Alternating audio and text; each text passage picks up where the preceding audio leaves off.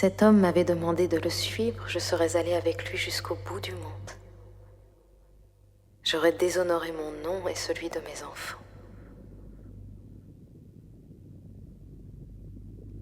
Indifférente au discours des gens et à la raison intérieure, je me serais enfuie avec lui. Je n'aurais pas demandé ni où j'allais, ni pour combien de temps. Je n'aurais pas jeté un seul regard derrière moi, sur ma vie passée. J'aurais sacrifié à cet homme mon argent, mon nom, ma fortune. Étendu sur mon lit dans une attitude d'un naturel qu'on n'aurait pas pu inventer,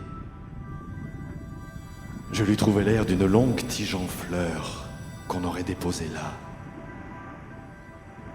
Et c'était ainsi, en effet.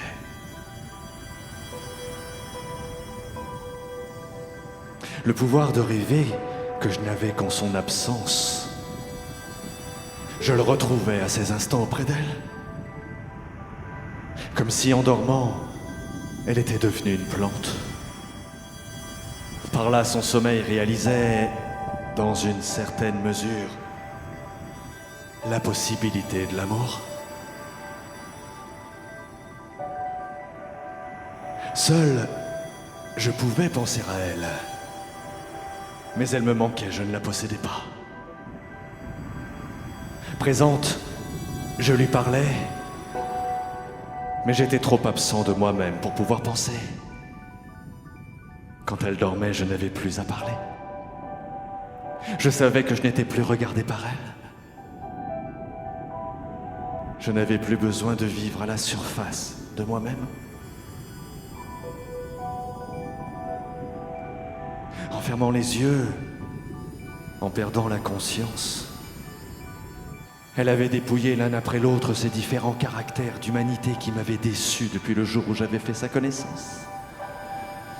Elle n'était plus animée que de la vie inconsciente des végétaux, des arbres, vie plus différente de la mienne, plus étrange, mais qui cependant m'appartenait davantage. Son moi ne s'échappait pas à tout moment, comme quand nous causions par les issues de la pensée inavouée et du regard. Elle avait rappelé à soi tout ce qui d'elle était au dehors. Elle s'était réfugiée, enclose, résumée dans son corps.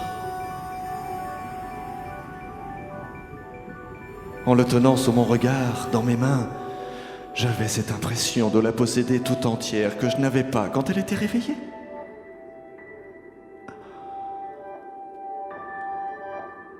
Sa vie m'était soumise, exhalait vers moi son léger souffle.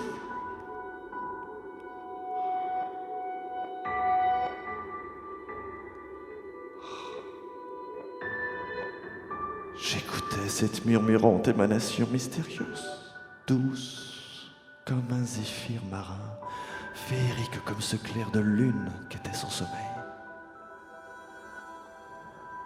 Tant qu'il persistait, je pouvais rêver à elle et pourtant la regarder.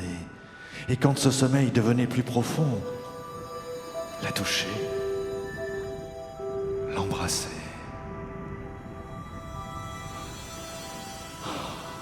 Oh, ce que j'éprouvais alors, c'était un amour devant quelque chose d'aussi pur, d'aussi immatériel dans sa sensibilité, d'aussi mystérieux que si j'avais été devant les créatures inanimées que sont les beautés de la nature. Et en effet, dès qu'elle dormait un peu profondément, elle cessait seulement d'être la plante qu'elle avait été. Son sommeil au bord duquel je rêvais avec une fraîche volupté dont je ne me fusse jamais lassé et que j'eusse pu goûter indéfiniment. C'était pour moi tout un paysage. Son sommeil mettait à mes côtés quelque chose d'aussi calme, d'aussi sensuellement délicieux que ces nuits de pleine lune sur la baie de Balbec, devenue douce comme un lac où les branches bougent à peine, ou étendu sur le sable,